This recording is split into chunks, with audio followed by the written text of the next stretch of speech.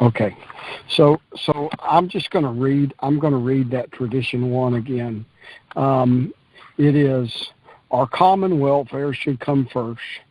Personal recovery depends upon SLAA unity. And so that is tradition one. You know, in what I've learned so far in my, I've been hanging out in the fellowship for about a year now. And what I've learned so far is that individuals, we learn that it's really, really important that we take care of ourselves, because who will if we don't? And tradition one speaks to our need for the group, for the common welfare as individual groups to take care of itself. And so it's nearly that whole deal that that the most important thing is that the group take care of itself. You know, we can recover, but I can't. I tried for a lot of years to recover. And until I came to this fellowship and became part of the we, was only that's what it took for me to recover.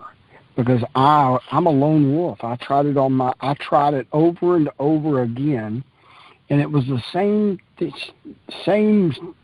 goofy, half-baked idea solutions, and they all felt so different every time, but they were always centered around me and my ego, and they never worked. So for me to recover, I need we.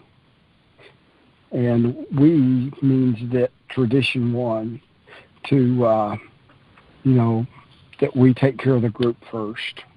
Remembering our common welfare helps us learn how to use our meetings more effectively. And tradition 5 is what our common welfare is, and that is to carry the message to the sex and love addicts who still suffer. That's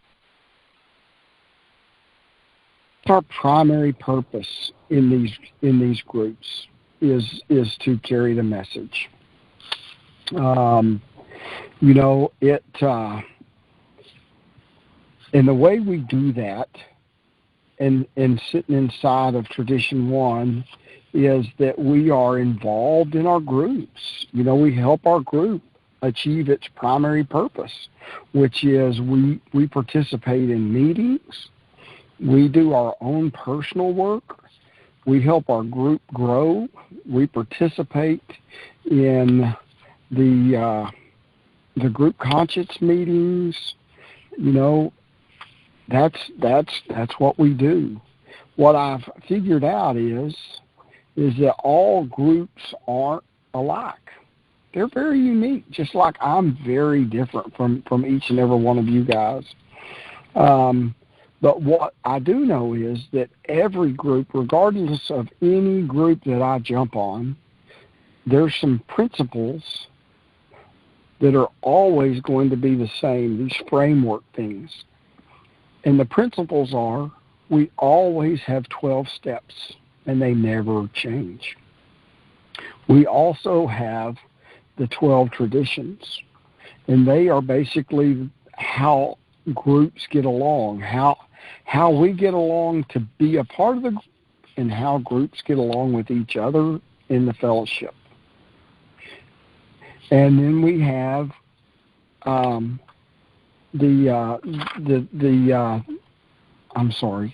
12 concepts, and they are how groups work together in world service and doing things in a big way. When I first came in to this, I thought, as a new member, I need to be quiet because I don't have anything to offer here. I thought it was, I didn't want anybody to think I was goofy. I was embarrassed. And there's some members on this call right now, some of my fellows, that helped me begin to step out of that.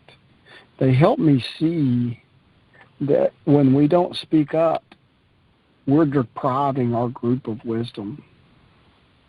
They also helped me to speak up because they taught me by doing this that when we speak up, if something's out of line and we speak up, it's our responsibility too for keeping the meetings healthy. So when we speak up, we're sharing in the responsibility to keep the meetings healthy. Practicing this tradition helps us maintain unity. So what we do when we practice this step one, which is our common welfare should come first, it helps us keep the group together, and it helps us make it feel familiar to us, even if it's very different from what we normally do. Some groups are speakers. They just have speaker meetings, or some that are step meetings. There are some like this group that we do a lot of work on traditions. There are some groups that use this book or that book to study out of. There's some that are, they just hear people's qualify. And all of those are fine. But we all have, again, the underpinning of these 36 principles that make it all so that we know how to behave and act in any group that we show up. What makes us different, and it's hard for the newcomers when you come in here, because we don't enforce rules here. This whole group is built entirely out of volunteers, and for the most part, this group gets along. We may have very different opinions, but we all understand that first and foremost, that this program of ours is a spiritual program. That we turn our lives over to a power greater than ourselves. That we place our trust in God, and we let God lead us to decisions for our own common good.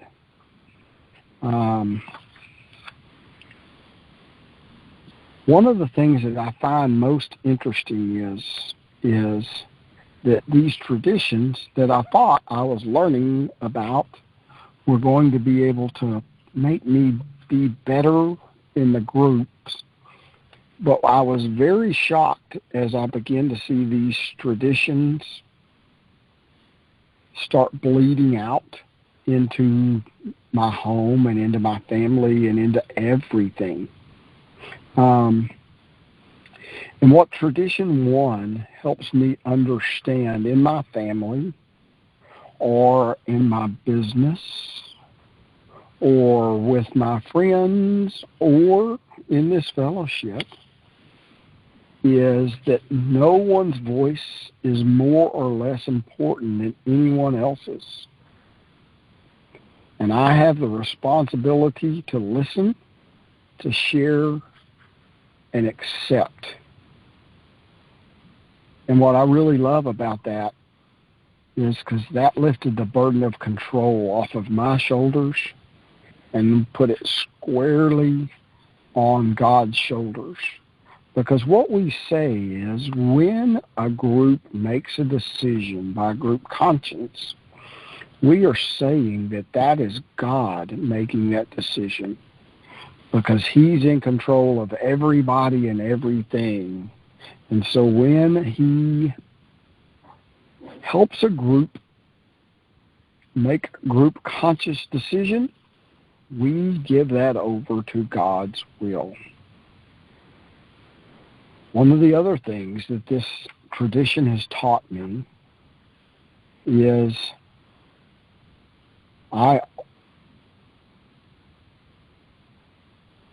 Sometimes I would put my needs behind someone else's needs, especially as I've gotten deeper into my recovery, or thinking that, I don't need to speak in the meeting. I can just be quiet because there's a lot of people who need to speak. But if I don't speak, I am robbing them of my experience, strength, and hope. If I decide that I'm going to put my needs behind someone, that's an expression of my anorexia or my lack of being able to value myself so I'm learning that everybody has needs and everybody should be free to speak up for what they need. And what we don't do is when we do that in group conscious meetings, and everyone should speak, and we may disagree, or maybe the better way to say that is we may not all agree, but we can all come to a decision. And I think that it's made me learn that even if I'm in the minority, that's okay too, because I got my voice heard. I think one of the most important things I'm beginning to learn is that I don't always have to win or lose. Sometimes it's just important that I participated. Tradition 1 has taught me that unity doesn't mean uniformity. It's taught me that what's good for the group is probably good for me, even if I don't think so right now. The last thing that Tradition 1 has taught me about is balance. It teaches me to don't shrink out of fear and don't dominate out of ego or arrogance. Everybody needs to be equal, and everybody is just as important as everybody else. The we, not me, we share the work.